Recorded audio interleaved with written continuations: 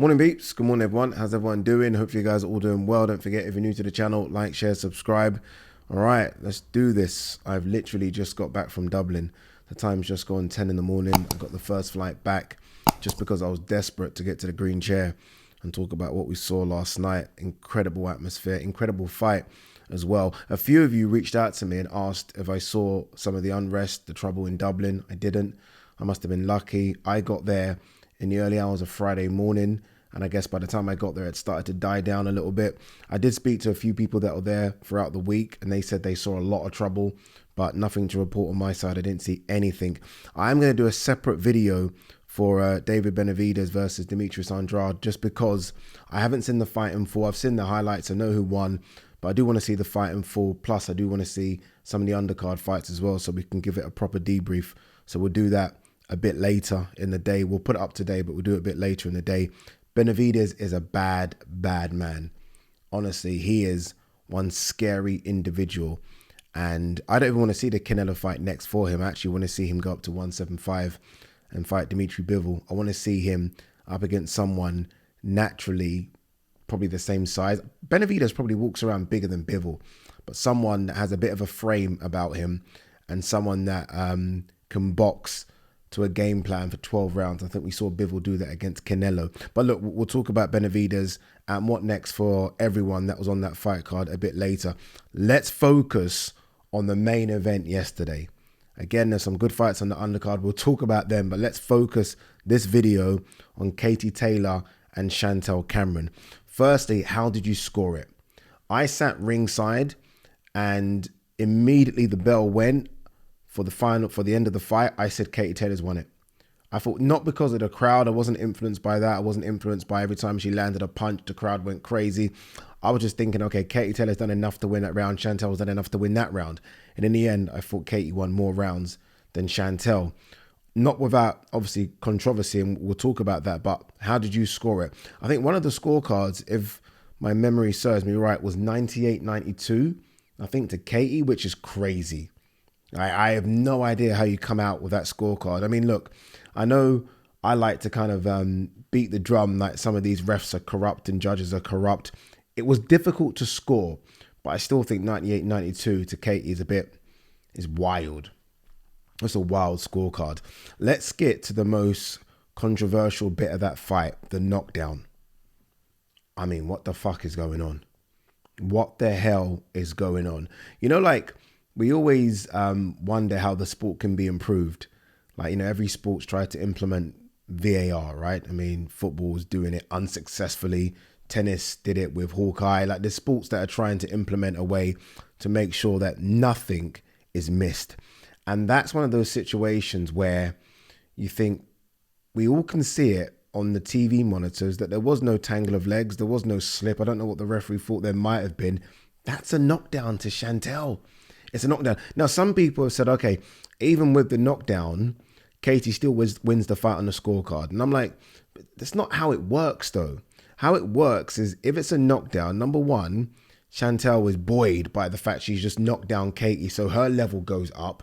Katy's level maybe goes a bit down for a couple of reasons. Number one, she's been knocked down, right? She knows that means she knows Chantelle can hurt her and put her on her backside. Number two, the game plan is maybe thrown out the window because it's a 10-8 round and now you're trying to claw rounds back. Remember, it's only a 10-round fight, right? You've got to claw rounds back. To be down on the scorecards early fucks up your game plan. And I guess the biggest thing is, number three, what does a knockdown do to the crowd? What does it do to the crowd? I mean, did the crowd go silent? Like, fuck. Do you know what I mean? So a knockdown not scored when it should have been scored is massive. It's massive. I mentioned it on the broadcast. I didn't maybe push it enough, but I said there was a knockdown. Like, how is that not scored? And you can understand why some people are like, what the fuck is going on here? You can understand. I don't think there was anything controversial in terms of a dodgy ref, but you can understand why people are like, well, 1 second, it's a knockdown. And I don't know what the ref was looking at, but again, I don't want VAR in boxing, but for situations like that, I mean, imagine Katy won that, or imagine it was a draw, and the knockdown swings it to Chantelle's way. Do you know what I mean? So yeah, the headbutts were ridiculous. I mean, there was a lot of head clashes in that fight. Katy's not a dirty fighter, or at least She hasn't shown anything in the past to suggest that, but there were a number of headbutts and head clashes in that fight. I say headbutts because Katy did go in with her head quite a lot, but it's the way they both were coming forward, to be fair. But I mean, that cut was something nasty, and she's so lucky. It's weird how that cut went, because it was right there in the middle of the forehead, but the blood didn't go down. It kind of just trickled down the side, which was okay for Chantelle, right? I mean, it didn't seem to hinder her in any way, shape or form. It didn't seem to bother her in any way, shape or form. But difficult fight to score. But Katy did a few really good things in that fight. First of all, Katy pivoted away from the ropes a bit better. I remember the last fight, she was stuck on the ropes and Chantelle just bullied her. We still got a bit of that, but Katy definitely spun off the ropes a bit better. Hand speed was key. Her hand speed was so fast. It surprised me how fast her hand speed was. Considering that this is a girl that's getting on in age. I mean, Katy's 37 now, but she seemed a lot faster than she did the last time. I don't know what changes they implemented. I don't know if it was a case of don't sit on your shots a bit too much. Maybe kind of just don't put everything into them. Maybe just tap and, you know, win it on the judges' scorecard by tapping and moving. But she did that very well as well. And then she does what she always does. She likes to have a fight. She likes to have a fight. And there are some times against the bully, and Chantelle's the bigger girl, so I'm going to call her the bully here. Against the bully, sometimes you have to try and bully her back. You can run as much as you want all night. But sometimes, just sometimes, you have to trust your chin, stay in the pocket and trade. Not all the time. Don't do it every single round, but do it to show Chantelle you're there. And she did it a few times, and I think it surprised Chantelle. I think she might have buzzed Chantelle a couple of times as well, because there were a few times where Chantelle stayed off her a little bit. And I don't think it was for cardio reasons. I think Chantelle didn't want to go in the pocket. Only a few times, but that's because Katy stood her ground and let her hands go. And I think it was a good game plan. For Chantelle, she's going to walk away from that extremely disappointed. Extremely. It wasn't a bad performance from Chantelle, because you have to give Katy Taylor a lot of credit for it, but it was Chantelle's to win. Like you almost felt like if anyone's going to get hurt here, it was Chantelle. There was one time when Chantelle went to the body of Katy. It must have been round 5 or 6. Not joking. I was talking to Barry Jones. Katy froze. It's almost like that body shot did so much damage.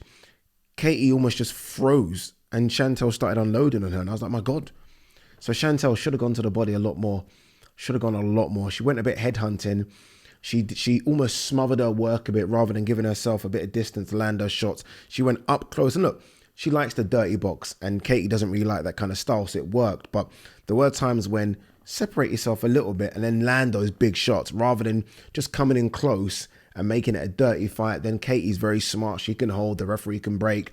2-minute rounds. The time goes quickly. That in itself, the holding, the breaking, 15, 20 seconds is gone. So yeah, I think she should have stood off just a little bit. But if you are Nigel Travis, Jamie Moore, and obviously Chantelle Cameron, you can feel very, very aggrieved. Very. I mean, obviously you guys saw Chantelle just walked out the ring. She probably shouldn't have done that, to be honest with you. But I saw Jamie and Nigel after the fight, but then back in the hotel, we were all staying in the same hotel. They were livid. And look, you understand, I mean, they've been on the end of some fucking dodgy scorecards before, obviously none bigger than Jack Cattrall, Josh Taylor. So they've experienced this. They know what that pain feels like, and they feel like they've just had it again. But again, removing the knockdown, and it's difficult to remove it because it was there. We all saw it. I did think Katy done enough to win the fight, and you've just got to credit fucking Katy Taylor. I mean, both of them, but you know, you look at Katy and she's just a fucking gladiator. I mean, I was looking at her. This is so strange. I was looking at her thinking, she'll be on the fucking battlefield centuries ago, right in the front. You know what I mean? Like right in the front on the battlefield, fucking sword out, fucking. She's that person. She's got something that I think you're born with. That just kind of will to win. Like that, just sheer like, write me off at your peril. Like, oh, you think I'm going to lose? Right, take her down to 135, Katy. Go on, drain her. No, fuck that. We stand at 140. Like she's just, She didn't want to do any media in the lead up to this one. Remember, she did so much media. The first one, rightly so. First homecoming in Dublin, blah, blah, blah. This one was like, I ain't talking to anyone. Literally, I was supposed to do an interview with her on Friday. That's the main reason I flew out. Supposed to do a little interview with her on Friday. Didn't want to talk to nobody. And I'm like, you know what? Although I was a bit upset because I wanted to speak to Katy, I had, questions prepped. I thought, I respect that. She's in fucking warrior mode right now. She knows everything is on the line. Everything. And she delivered. She delivered. Because even if you thought the fight was a draw, very, very close, she gave it to Chantelle, Katy still came and fought. Man. She was like, if we're going out, we're going out. We're going out. And she brought everything.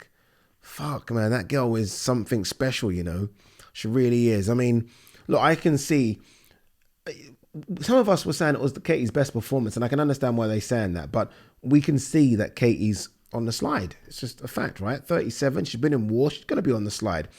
But she can still find something to take on the younger girls that are coming up, right? Katy's from a generation of fighters where, they're fighting each other, right? Like Katy versus Amanda makes sense because they're from that same generation. Now we've got these younger fighters coming up who have adored Katy, watched Katy, and she's now taking on those challenges. Man, you got to respect her. Honestly, you got to respect her. Final thing, because before we sort of wrap and talk about other bits, the atmosphere in that building. And I always go on about atmospheres, don't I? But that there is now moved into second place. It's tough. Josh Warrington, Mauricio Lara will always be number one. Won't be beaten. That, though, I think has eclipsed Wood Conlon. So my atmospheres now are Lara Warrington, or Warrington Lara, Katy Taylor, Chantelle Cameron, 2. And then it is Lee Wood Conlon, then it is Katy Taylor, Amanda Serrano, and then it's AJ Usyk, 1. That's my 5. That atmosphere there was fucking insane.